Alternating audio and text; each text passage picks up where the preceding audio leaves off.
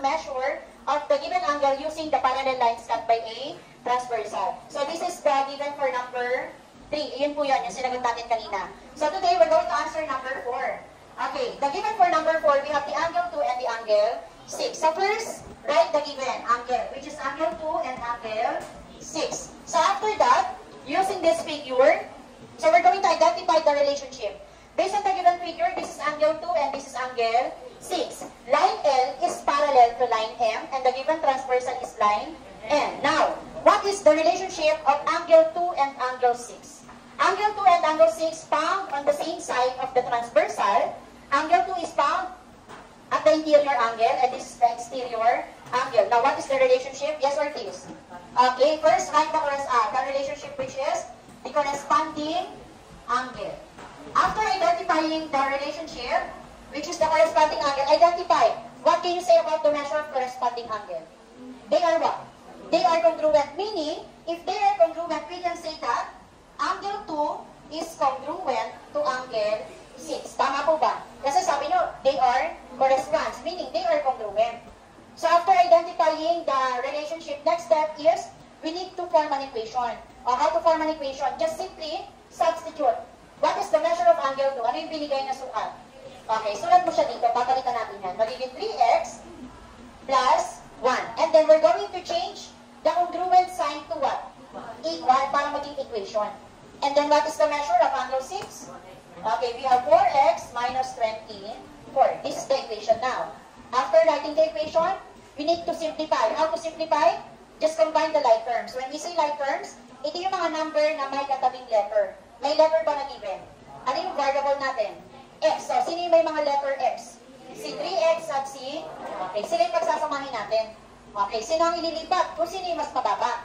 Ano yung mababa? 3 or 4? Meaning, ililipat ko si 3 papunta kay... Okay, anong sign ni 3? Positive, di ba? Pag inilipat mo at tumalon ka sa equal sign, magiging negative na ngayon. So, just print down 4x and then negative or minus 3x na. And then, sino naman yung ililipat natin sa left side? Si negative 24. Isasama natin siya kay positive. Si positive 1, bring down lang yan.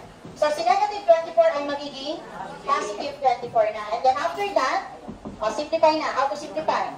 Just add. 24 plus 1, 25. Is equal to 4x minus 3x. Or just simply, 4 minus 3, 1. Okay, kapag ang numerical coefficient ay 1, anong gagawin kay 1? Buburahin, imaginary na lang yan. So, therefore, the value of x is what? 25. So, x or 25 is only the partial or part of the measure pa lang yan. Meaning, ito pa lang siya, si 25, si x. Hindi pa siya exactong measure nito. Kaya hindi pa natin lalagyan ng degree.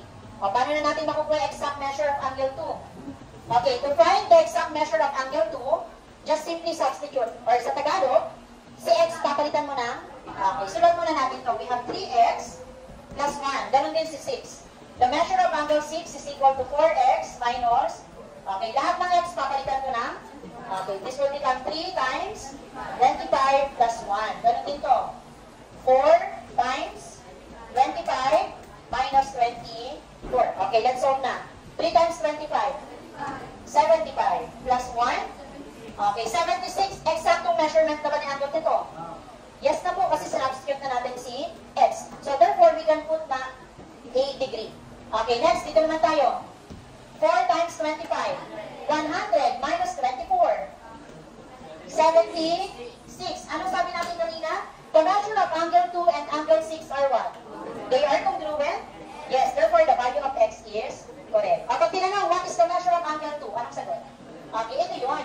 The measure of angle 2 is 76 degree and the measure of angle 6 is also 76 degree because they are congruent. Do you understand?